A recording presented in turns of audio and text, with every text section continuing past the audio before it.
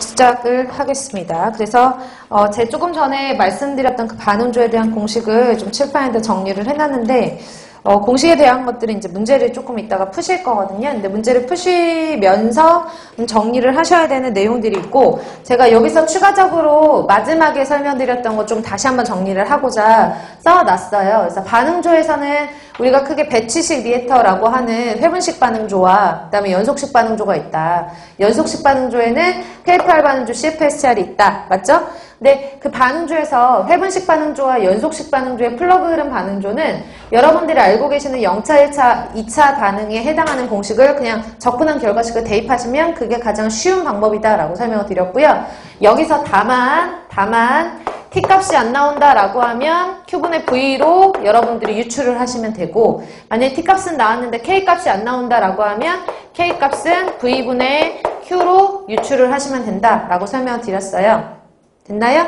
그리고 두 번째 있는 이 CFSR이라고 하는 완전논합형 반응조에서 보시면 결론적으로 여러분들은 공식을 요거 하나만 기억을 해 놓으시면 되거든요. 그쵸? 근데 위의 공식과 다르게 보세요. 위에서 배치식과 플러그 흐름 반응조에는 T라고 하는 반응하는 데 소요되는 걸리는 시간이라는 T라는 개념이 있어요. 그쵸? 밑에 있는 공식에는 T라는 시간 개념이 있어요? 없어요? 없어요. 근데 간혹 가다가 CFSTR 반응조라고 조건을 주고 그래서 걸리는 시간은 얼만큼인가 이렇게 물어보는 문제가 나오거든요. 그럼 T를 만들어야 되잖아요. T가 없는데. 그쵸? T는 위에 있는 공식에서 뭐분의 뭐라 그랬죠? Q분의 V라고 했어요. Q분의 V. 그럼 Q분의 V를 만들어주려면 양변을 뭘로 나눠주고 Q로 이렇게 나눠준다고 생각하면 됐나요?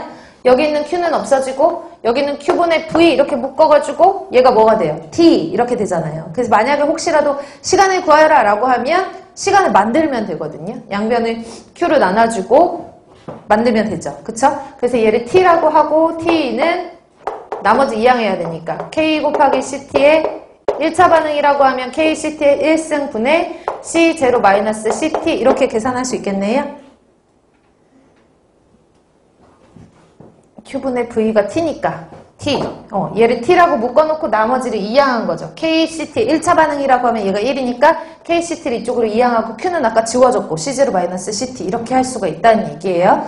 근데 이 결론적으로 이 공식을 외우실 필요가 없지요. 한 가지만 외워놨다가 만약에 T값을 구하라 라고 하면 이렇게 방법을 풀면 되겠구나 라는 것만 알아두시면 된다는 얘기예요. 되셨나요? 그리고 보시면 잠시 밑에 제가 CFSR 밑에다가 아까는 써놓지 않은 그냥 1차 반응식을 써놨거든요. 이 1차 반응식 같은 경우에는 교재에도 제가 수록을 해놨는데 원래 완전논합형 반응조 같은 경우에는 이렇게 정상 상태라고 해가지고 기본적인 정상 상태에서는 이 위에 있는 식을 쓰는 게 대표적으로 맞는 식이에요.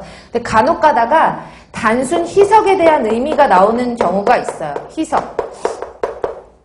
단순 희석에 대한 의미는 어떤 식으로 시험 문제에 출제가 되냐 하면 오염물질이 한 번, 예를 들어서 뭐 200mg/L에 오염물질이 들어가 있는 것이 CFSTR 반응조로 한 번 유입되었다. 한 번 유입되었대요. 원래는 CFSTR 반응조에는 한 번 유입되면 되는 게 아니거든요. 연속적으로 유입과 동시에 반응이 일어나면서 유출이 일어나야 돼요.